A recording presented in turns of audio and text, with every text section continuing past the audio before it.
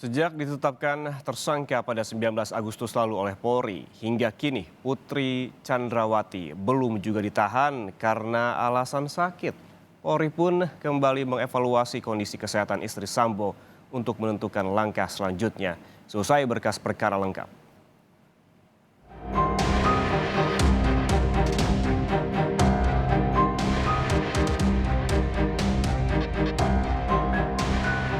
Nasib berkas perkara pembunuhan Brigadir Yosua bakal diumumkan Kejaksaan Agung pada pekan ini.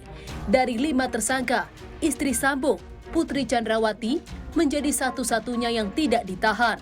Kondisi kesehatan dan usia anak yang masih muda jadi alasan polisi tak menahan Putri. Namun setelah berkas kasus dinyatakan lengkap oleh Kejaksaan Agung, Polri akan menyerahkan tersangka serta barang bukti. Kepala Divisi Humas Polri, Irjen Dedi Prasetyo menyebut tengah mengevaluasi kembali kondisi kesehatan istri Sambo. Ya, bahwa penyidik saat ini sedang fokus melakukan evaluasi terkait kesehatannya Bu BC. Ya, baik dari fisik maupun psikisnya.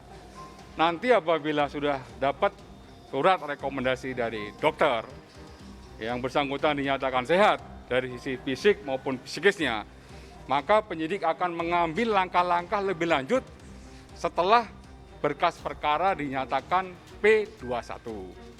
Ya, kemudian setelah P21 tentunya apabila minggu ini sudah dinyatakan P21, minggu depan baru akan dilaksanakan penyerahan tersangka dan barang bukti kepada JPU untuk proses persiapan persidangan lebih lanjut. Putri ditetapkan menjadi tersangka kasus pembunuhan berencana Brigadir Nofriansyah Yosua Huta Barat 19 Agustus lalu. Ia diduga terlibat dan dijerat pasal pembunuhan berencana. Hasil evaluasi kesehatan pun akan menentukan status lanjutan Putri Chandrawati.